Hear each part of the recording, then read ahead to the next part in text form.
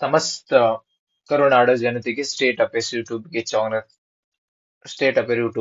ಚಾನೆಲ್ಗೆ ಸ್ವಾಗತ. ಗೆಳೆಯರೆ, ಇವತ್ತು ದಿನಾಂಕ 3 ಮಾರ್ಚ್ ಎರಡ್ 2024. ನಮ್ಮ ಮುಂದಿನ ಇವತ್ತಿನ ದಿನ ವಿಶೇಷತೆ ಏನೆಂದರೆ ವಿಶ್ವ ವನ್ಯಜೀವಿ ದಿನ. ಹಾಗಾದ್ರೆ ಗೆಳೆಯರೆ, ಈ ವರ್ಷದ ವಿಶ್ವ ವನ್ಯಜೀವಿ ಥೀಮ್ ಏನಂದ್ರೆ connecting the people and earth discovering innovations for life. ಗೆಳೆಯರೆ, ಇದನ್ನ ವಿಶ್ವ ವನ್ಯಜೀವಿ ದಿನವನ್ನ ಯುನೈಟೆಡ್ ನೇಷನ್ಸ್ ಜನರಲ್ ಅಸೆಂಬ್ಲಿ 68ನೇ ಸೆಷನ್ ಅಲ್ಲಿ ಅಳವಡಿಸಿಕೊಳ್ಳಲಾಗಿತ್ತು. ಇದನ್ನ ಮಾಡೋದು ಸೈಟ್ಸ್ ನಮ್ಗೆಲ್ಲರಿಗೂ ಗೊತ್ತೇ ಇದೆ ಗೆಳೆಯರೆ. ಸೈಟ್ಸ್ ಅಂದ್ರೆ convention on international trade in endangered species of wildlife fauna and flora.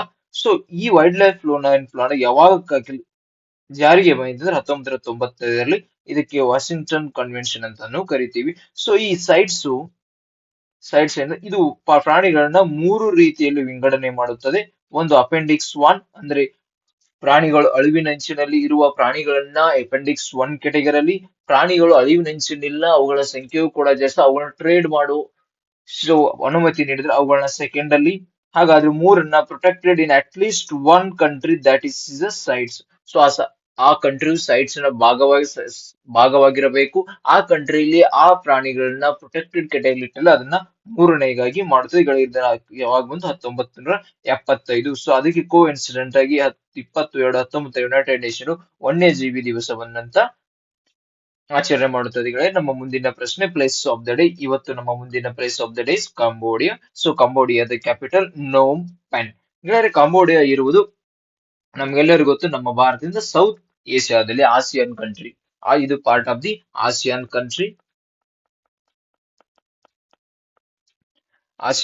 ಕಂಟ್ರಿಗಳೇ. So ಇದು ನೋಡಿ ವಿಯೆಟ್ನಾಂ. ಸೊ ಥೈಲ್ಯಾಂಡ್ ವೆಸ್ಟ್ ಮತ್ತು ನಾರ್ತ್ ಈಸ್ಟ್ ಗೆ ಥೈಲ್ಯಾಂಡ್ ಇದ್ದರೆ, ನಾರ್ತ್ ಈಸ್ಟ್ ಗೆ ಲಾವೋಸ್ ಇದೆ. ಈಸ್ಟ್ ಅಂಡ್ ಸೌತ್ ಈಸ್ಟ್ ಗೆ ವಿಯೆಟ್ನಾಂ. ಗಲ್ಫ್ ಆಫ್ ಥೈಲ್ಯಾಂಡ್ ಇದು south west ಗಿದೆ. So located in Indo Chinese mainland south East ಏಷ್ಯಾದಲ್ಲಿ ಈ ಕಂಟ್ರಿಯು ಸ್ಥಿತವಾಗಿದೆ ಗೆಳೆಯರೆ.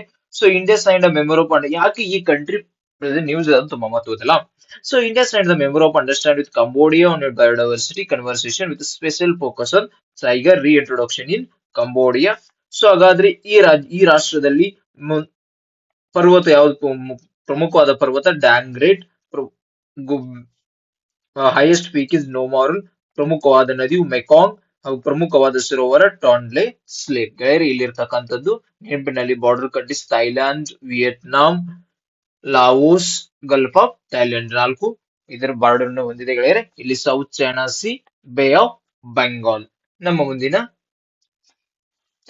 ವ್ಯಕ್ತಿ ವಿಶೇಷ ಅಂದ್ರೆ ಸಂತ ಕಬಿ ಭೀಮ್ ಬೋಯಿ ಎಂದರೇನು? ಸಂತ ಕಬಿ ಭೀಮ್ ಬೋಯಿ ಅವರಂದ್ರೆ ನಮ್ಮ ರಾಷ್ಟ್ರಾಧ್ಯಕ್ಷರು, ನಮ್ಮ ರಾಷ್ಟ್ರಪತಿಯವರು ಇವರ ಭೇಟಿ ನೀಡಿ ಇವರ ಮೂರ್ತಿಗೆ ಪೂಜೆಯನ್ನು ಸಲ್ಲಿಸಿದ್ದಾರೆ. ಸೊ ಇದಕ್ಕೇನು ಗೆಳೆಯರು, ಇವರು 19ನೇ ಸೆಂಚುರಿಯ ಸಂತರಾಗಿದ್ದಾರೆ. ಇವರೊಬ್ರು ಕವಿಯೂ ಹೌದು, ಇವರೊಬ್ರು ಸೋಷಿಯಲ್ ರಿಫಾರ್ಮರು ಹೌದು ಗೆಳೆಯರು.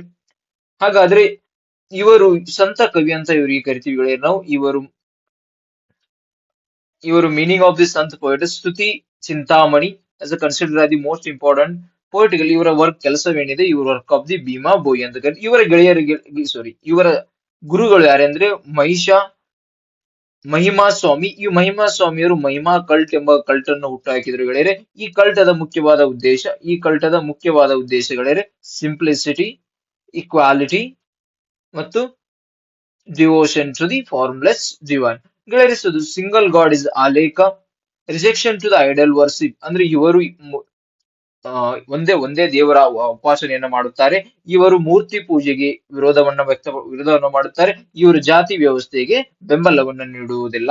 ಹಾಗಾದ್ರೆ ಇದರಲ್ಲಿ ಕೂಡ ಮಹಿಮಾ ಕಲ್ಟ್ ಅಲ್ಲಿ ಕೂಡ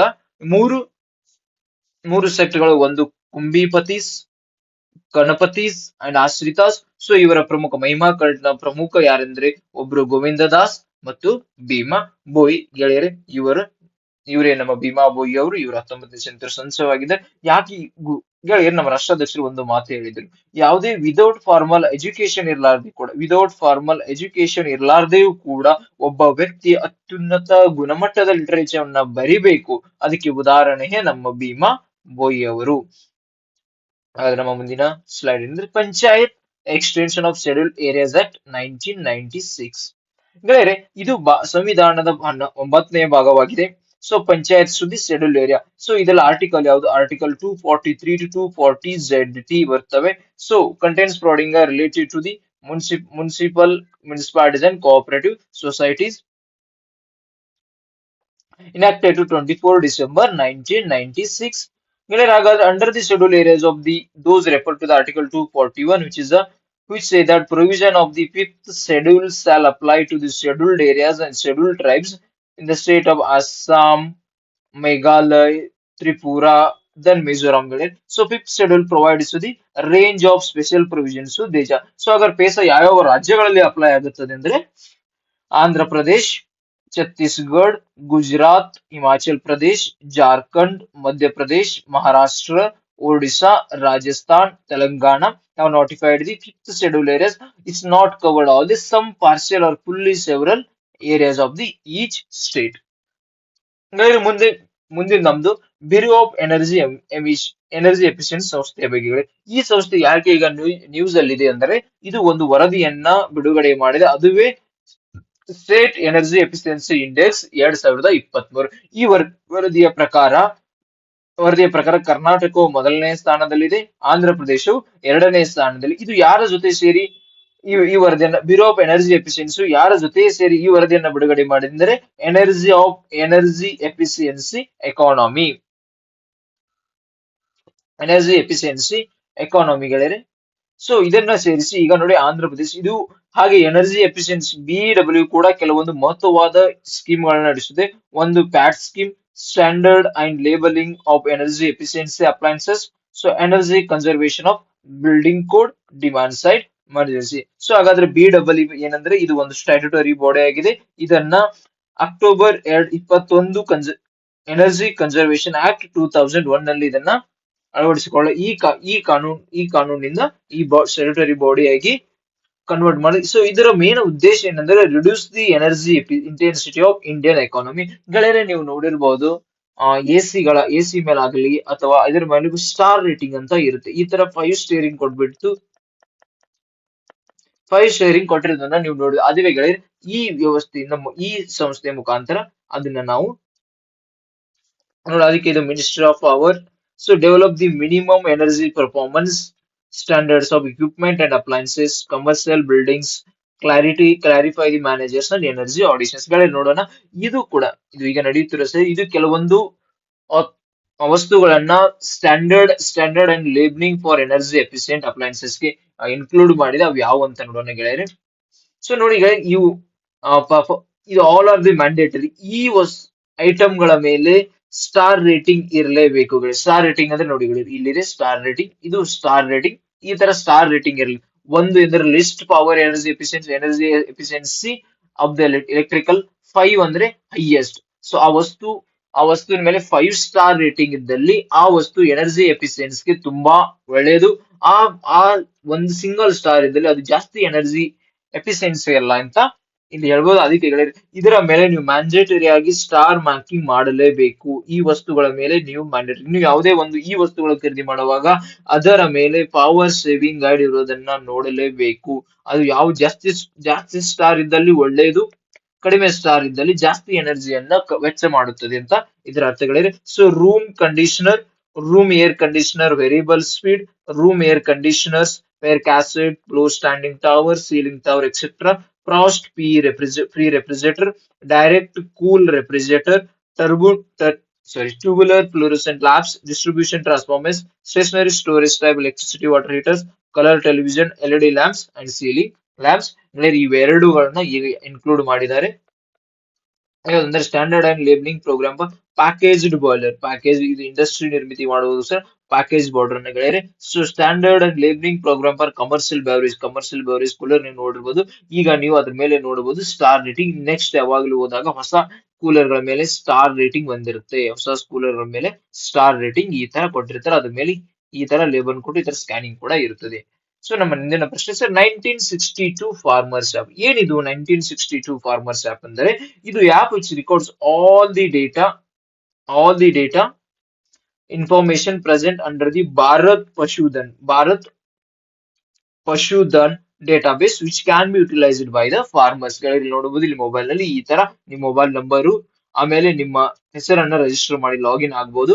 ಅದಾದ್ಮೇಲೆ ಮೊಬೈಲ್ ನ ಪಶುವಿನ ಪಶುವಿಗೆ ನೀಡಿರ್ತಕ್ಕಂಥ 12 ಡಿಜಿಟ್ ನಂಬರ್ ಅನ್ನ ಇದರಲ್ಲಿ ಎಂಟರ್ ಮಾಡಿದ್ರೆ ಅವಾಗ ಗೊತ್ತಾಗುತ್ತೆ ನಿಮಗೆ. ಯಾಕೆ ಈ ಉದ್ದೇಶ ಏನಿದೆ 91962 ಮೀನಿಂಗ್ ಇದು ಒಂದು ಕರೆ ಸಂಖ್ಯೆ. ನಿಮಗೆ ಯಾವುದೇ ತರ ಪಶುಗಳ ಸಂಬಂಧಿತ ಅನುಮಾನವಿದ್ದಲ್ಲಿ ಈ ನಂಬರ್ಗೆ ಕರೆ ಮಾಡಿ ಆ ಅನುಮಾನವನ್ನ ದೂರಗೊಳಿಸುವಿಕೆಗೆ 192 ಫಾರ್ಮರ್ಸ್ ಆಪ್ ಅಂತ ಕೇಂದ್ರ ಸರ್ಕಾರವು ನಿನ್ನೆ ಬಿಹಾರದಲ್ಲಿ ಲಾಂಚ್ ಮಾಡಿದೆ. ಬಿಹಾರದಲ್ಲಿ ಇದನ್ನ ಪ್ರಧಾನಮಂತ್ರಿಯವರು ಲಾಂಚ್ ಮಾಡಿದ್ದಾರೆ. ಸೊ ಹಾಗಾದ್ರೆ ಭಾರತ ಪಶುಧನ್ ಅಂದ್ರೆ ಏನು? ಪಶುಧನ್ ಅಂದ್ರೆ digital database for livestock animal in the country for national digital livestock mission. ಇದರ ಅಡಿಯಲ್ಲಿ ಭಾರತದ ಪಶುಗಳಿಗೆ 12 ಡಿಜಿಟ್ ನ ಒಂದು ಟ್ಯಾಗ್ ಐಡಿಯನ್ನ ನೀಡುತ್ತಾರೆ. ಇವರು ನೋಡಬಹುದು, ಈಗ ನಿಮ್ ಊರುಗಳಲ್ಲಿ ಪಶುಗಳಿದ್ದವರು ರೈತರ ಮನೆಯಲ್ಲಿ ದನಗಳಿಗೆ ಅಥವಾ ಕರುಗಳಿಗೆ ಅವುಗಳಿಗೆ ಒಂದು ಯೆಲ್ಲೋ ಕಲರ್ ಟ್ಯಾಗ್ ಲೈನ್ ಅನ್ನು ನೀಡ್ತಿದ್ದಾರೆ. ಅಲ್ಲಿ ಎಲುಗಳಿಗೆ ಒಂದು ಯೆಲ್ಲೋ ಕಲರ್ ಟ್ಯಾಗ್ ಲೈನ್ ಅನ್ನ ನೀಡ್ತಿದ್ದಾರೆ.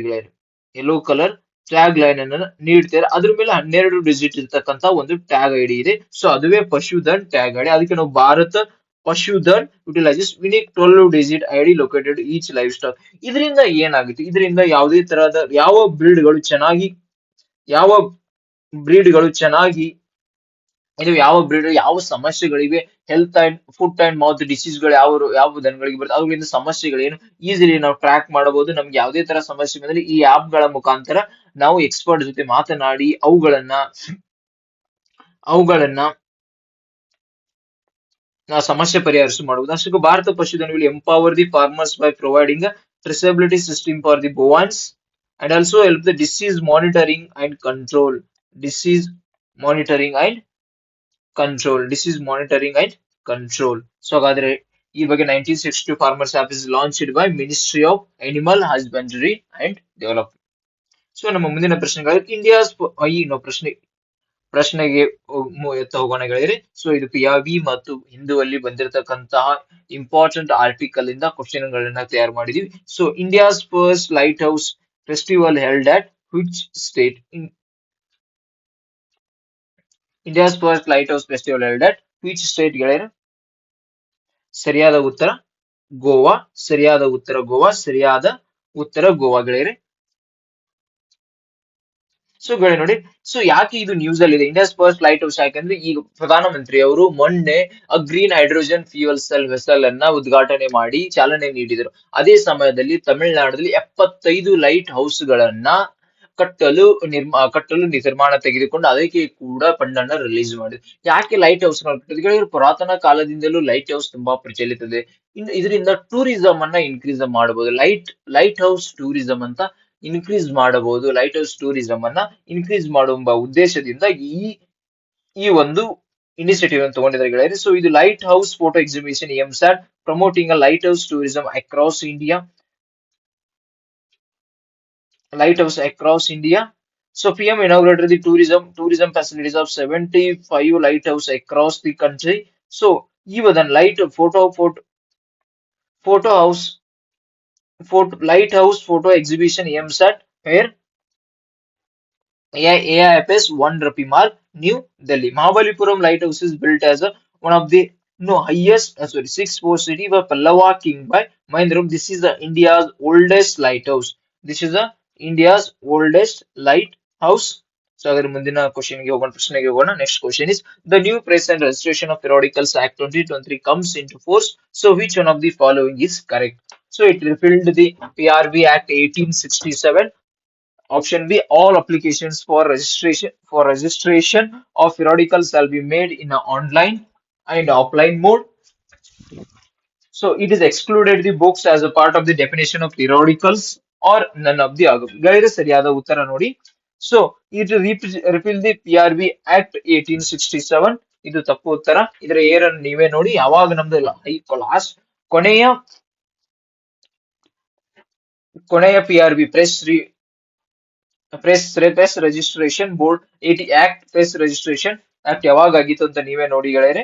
ಸೊ ಅದಾದ್ಮೇಲೆ ಅದಾದ್ಮೇಲೆ it all the application of registration product shall be made online and offline. No, ಇನ್ನು ಮುಂದೆ ನೀವು ಯಾವುದೇ ಪಿರಿಯಾಡಿಕಲ್, ಯಾವುದೇ ನ್ಯೂಸ್ ಪೇಪರ್ ಗಳನ್ನ, ಯಾವುದೇ ಮ್ಯಾಗಝಿನ್ ಗಳನ್ನ ರಿಜಿಸ್ಟ್ರೇಷನ್ ಮಾಡ್ಬೇಕಂದ್ರೆ ಓನ್ಲಿ ಸೇವಾ ಪೋರ್ಟಲ್ ಗಳ ಮುಖಾಂತರ, ಪ್ರೆಸ್ ಸೇವಾ ಪೋರ್ಟಲ್ ಗಳ ಮುಖಾಂತರ ಮಾತ್ರ ರಿಜಿಸ್ಟ್ರೇಷನ್ ಮಾಡಬೇಕು. ನೀವು ಆಫ್ಲೈನ್ ಇನ್ ಮುಂದೆ ಯಾವುದೇ ತರ ನಿಮ್ದು ನ್ಯೂಸ್ ಪೇಪರ್ ಗಳಾಗಲಿ, ಮ್ಯಾಗಝಿನ್ ಗಳಾಗಲಿ, ಇವುಗಳನ್ನ ಆಫ್ಲೈನ್ ಮೋಡ್ ಅಲ್ಲಿ ರಿಜಿಸ್ಟರ್ ಮಾಡುವಾಗಿಲ್ಲ. ಇದು ಹೊಸ news, the new press and registration periodical act 2030, ಇದು ಮಾರ್ಚ್ 1ರಿಂದ ಜಾರಿಗೆ ಬಂದಿದೆ ಗೆಳೆಯರೆ. ಸೊ ಇದು ಹಾಗಾಗಿ ನೀವೆಲ್ಲ ಭಾರತದ ಪ್ರೆಸ್ ಇತಿಹಾಸ ಬಗ್ಗೆ ಒಂದ್ಸಲ ನೋಡ್ಕೊಂಡ್ಬಿಡಿ ಗೆಳೆಯರೆ. So all the application for registration of articles all be made online mode through the press Sewa portal only. ಇನ್ ಮುಂದೆ ಯಾವುದೇ ತರ ಆಫ್ಲೈನ್ ಗಳ. It excluded the books as a part of the definition of periodicals. No, yes ಗೆಳೆಯರೆ, ಇದು exclude ಮಾಡಿದೆ. The new act depends the periodicals ಅಂದ್ರೆ ಏನು? Any publications including newspaper which is published and printed at regular intervals containing a public news or comment of public news but does not include the book or journal of scientific. Regular interval book ಗಳ ಯಾವ್ದು regular interval publish ಮಾಡಲ್ಲ. So ಅದಕ್ಕೋಸ್ಕರ ಇವುಗಳನ್ನ ಈಗ periodical ಎಂಬ definition ಇಂದ ಹೊರಗಡೆ ಇಟ್ಟಿದ್ದಾರೆ. So technical and academic, therefore book journal including a book or journal of scientific, technical and academic nature does not require the registration with PRGI, Press and Registration of Periodical Act. So RNI named PRGI as a Press Registration of News in India, Journal of India, Register of News of India. No, ಇದನ್ನ press PRGI ಎಂಬಾಗಿ ಮಾಡಿದ್ದಾರೆ. So PRGI ಎಂಬ ಹೆಸರನ್ನ ನೇಮಕ ಮಾಡಿದ್ದಾರೆ. ಸರಿಯಾದ ಉತ್ತರ ನೋಡಿ ಗೆಳೆಯರೆ ಯಾವ್ದಂತ. ಸೊ ಸ್ವಚ್ಛತಾ green leaf rating initiative is, ಯಾರು ಈ ಸ್ವಚ್ಛತಾ ಗ್ರೀನ್ ಲೀಫ್ ರೇಟಿಂಗ್ ಅನ್ನ ಯಾರು ಮಾಡಿದ್ದಾರೆ ಗೆಳೆಯರೆ? ಸೊ ಇದನ್ನ ministry of Jal Shakti, ministry of tourism, ministry of environment, both A and B. ಸರಿಯಾದ ಉತ್ತರ ministry of Jal Shakti and ministry of tourism. ನೋಡಿ ಇಲ್ಲಿ, the department of the drinking water of sanitation part of ministry of Jal Shakti, collaboration with the Ministry of Tourism has introduced the Swachhata Green Leaf Rating Initiative. Green Leaf Rating. So Green Leaf Rating ಅಂದ್ರೆ initiative ಅಂದ್ರೆ ಗೆಳೆಯರೇ, ಭಾರತ ನಿಮ್ಗೆಲ್ಲ ಗೊತ್ತು, ಭಾರತವು tourism ಕೆಲಸದಲ್ಲಿ ತುಂಬಾ ಕೆಲಸವನ್ನ ಮಾಡ್ತೀವಿ. ಇಲ್ಲಿರ್ತಕ್ಕಂಥ ಹಾಸ್ಪಿಟಾಲಿಟಿಯನ್ನ ಅತ್ಯುತ್ತಮಗೊಳಿಸಲು ಈ ಒಂದು ರೇಟಿಂಗ್ ಅನ್ನ ನೀಡ್ತಿದ್ದಾರೆ. ಅಲ್ಲಿ ಇರ್ತಕ್ಕಂಥ ಹೋಟೆಲ್ಗಳಿಗಾಗಿ, ರಿಸಾರ್ಟ್ಗಳಿರಲಿ, ಹೋಟೆಲ್ಗಳಿರಲಿ, ಅಥವಾ ಅಲ್ಲಿ ಯಾವುದೇ ತರ ಹಾಸ್ಪಿಟಲ್ ಸೇವೆಗಳು ಚೆನ್ನಾಗಿ ನೀಡಿದ್ದಲ್ಲಿ, ಅಲ್ಲಿ ಹಾಸ್ಪಿಟಲ್ ಹೈಜೀನ್ ಮತ್ತು ಸ್ಯಾನಿಟೈಸರ್ ಇದ್ದಲ್ಲಿ ಅವುಗಳಿಗೆ ಕರ್ನಾಟಕ ಮಿನಿಸ್ಟರ್ ಆಫ್ ಜಲಶಕ್ತಿ ಮತ್ತು ಮಿನಿಸ್ಟರ್ ಆಫ್ ಟೂರಿಸಂ ಒಂದು ಟ್ಯಾಗ್ ನೀಡುತ್ತದೆ. ಹಾಗಾದ್ರೆ ಯಾವುದು ಮೊದಲನೆಯದು? ಫಸ್ಟ್ 5 ಸ್ವಚ್ಛತಾ ಗ್ರೀನ್ ಲೀಫ್ ರೇಟಿಂಗ್ ಸರ್ಟಿಫಿಕೇಟ್ ಯಾವ್ದು ರಿಕಗ್ನೇಷನ್ ಪಡೆದುಕೊಂಡಿದ್ರೆ ಅದುವೇ ಬಿಸಾನ್ ರಿಸಾರ್ಟ್. ಎಲ್ಲಿದೆ ಗೆಳೆಯರೆ? ಇದು ಮಧ್ಯಪ್ರದೇಶದಲ್ಲಿದೆ. ಮದಾಯಿ ಇನ್ ದ ಹಾರ್ಟ್ ಆಫ್ ನರ್ಮದಾಪುರಂ, ಮದಾಯಿ ಎಂಬ ಮಧ್ಯಪ್ರದೇಶದಲ್ಲಿ ಇರ್ತಕ್ಕಂಥ ಬಿಸಾನ್ ರಿಸಾರ್ಟ್ ಪ್ರಥಮ ಪುರಸ್ಕಾರಕ್ಕೆ ಭಾಜನವಾಗಿದೆ. ಸೊ ಇದರ ಮಹತ್ವವಾದ ಉದ್ದೇಶಗಳೇ providing a world class hygiene and sanitation facilities for tourist. So critical textures cleaner and more sustainable tourism practices. ಇದು Swachhata green leaf rating initiative ಬಗ್ಗೆ.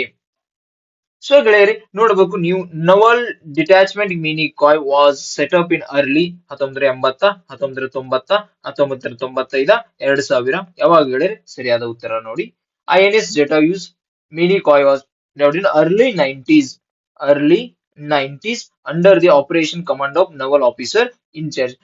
INS Jetayu news ಅಲ್ಲಿ ಇದೆ. INS Jetayu is the second naval base in Lakshadweep after the INS Dviparakshak in Kavaratti. INS naval base ಇದು ಗೆಳೆಯರೆ, INS naval base ಮೊದಲನೇದು ಎಲ್ಲಿದೆ? ದ್ವೀಪರಕ್ಷಕ್ ಇನ್ ಕವರಟ್ಟಿ. ಈಗ ಎಲ್ಲಿ ಬರ್ತದೆ? INS Jetayu at ಮಿನಿ ಕಾಯ್ಲಿ ಬರ್ತಾ ಇದೆ. INS Jetayu at ಮಿನಿ ಕಾಯಲ್ಲಿ ಬರ್ತಿದೆ ಗೆಳೆಯರೆ. So with the commission of INS Jetayu, the Indian Navy will strengthen its foothold in Lakshadweep Island. So and along with extended operational surveillance, reach and sustenance, it will promise new era of capacity building and comprehensive development of inland. ಮುಂದೆ NUCFDC stands for what? ಇದು ಒಂದು national urban cooperative finance and development corporation limited or ಇದೊಂದು national urban National Union Cooperation Finance and Development Corporation Limited, National Union Cooperation Federation and Development Corporation Limited, the National Urban Cooperative Finance and Dairy Corporation Limited ಗಳ ಸರಿಯಾದ ಉತ್ತರ. Umbrella organisation for urban cooperative banks. ಇದು national union cooperation finance and development corporation of new India. So ಗೆಳೆಯರೆ, NUCDFC ಅಂದ್ರೆ ಇದು ಏನು? ಇದು ಒಂದು ನಾನ್ NBFCI ಕೆಲಸ ಮಾಡ್ತಾ ಇದೆ. ಇದು ಕೋಆಪರೇಟಿವ್ ಬ್ಯಾಂಕ್ಗಳಿಗೆ ಹಣಕಾಸು ನೀಡುವ ಕೆಲಸವನ್ನ ಮಾಡಲಿದೆ. ಸೊ ಇದು ಸೆಲ್ಫ್ ರೆಗ್ಯುಲೇಟರಿ ಆರ್ಗನೈಸೇಷನ್ ಆಗಿ ಕೆಲಸವನ್ನ ಮಾಡಲಾಗಿದೆ. ಇದು umbrella organisation for urban cooperative bank. So ಗೆಳೆಯರೆ, ಇವತ್ತಿನ ಮಹತ್ವವಾದ ಆರ್ಟಿಕಲ್ ದಿಂದ ಪ್ರಶ್ನೆಗಳನ್ನು ಕೂಡ ನಾವು ನೋಡಿದಿವಿ. ಇವತ್ತು ಮಹತ್ವದ ಆರ್ಟಿಕಲ್ ಕೂಡ ನಾವು ಡಿಸ್ಕಷನ್ ಮಾಡಿದೀವಿ. ಹಾಗೆ ವ್ಯಕ್ತಿ ವಿಶೇಷ, ದಿನ ವಿಶೇಷ, ಸ್ಥಳ ವಿಶೇಷ ಬಗ್ಗೆಯನ್ನು ಕೂಡ ನೋಡಿದೆ. ಈ ಇನಿಷಿಯೇಟಿವ್ ನಿಮಗೆ ಇಷ್ಟವಾದಲ್ಲಿ ನಮ್ಮ ಚಾನೆಲ್ಗೆ ನೀವು ಸಬ್ಸ್ಕ್ರೈಬ್ ಮಾಡಿ, ಶೇರ್ ಮಾಡಿ, ಲೈಕ್ ಮಾಡಿ, ಕಮೆಂಟ್ ಮಾಡಿ. ಹಾಗೆ ಯಾವುದೇ ಸಜೆಷನ್ ಇದ್ದಲ್ಲಿ ಕಮೆಂಟ್ ಬಾಕ್ಸ್ ಅಲ್ಲಿ ಟೈಪ್ ಮಾಡಿ ಗೆಳೆಯರೆ. ಸೊ ನಿಮ್ಮ ಸಜೆಷನ್ ನಾವು ತುಂಬಾ ಹೃದಯಪೂರ್ವಕವಾಗಿ ಸ್ವೀಕಾರ ಮಾಡ್ತೀವಿ. ಧನ್ಯವಾದಗಳು. Thank you.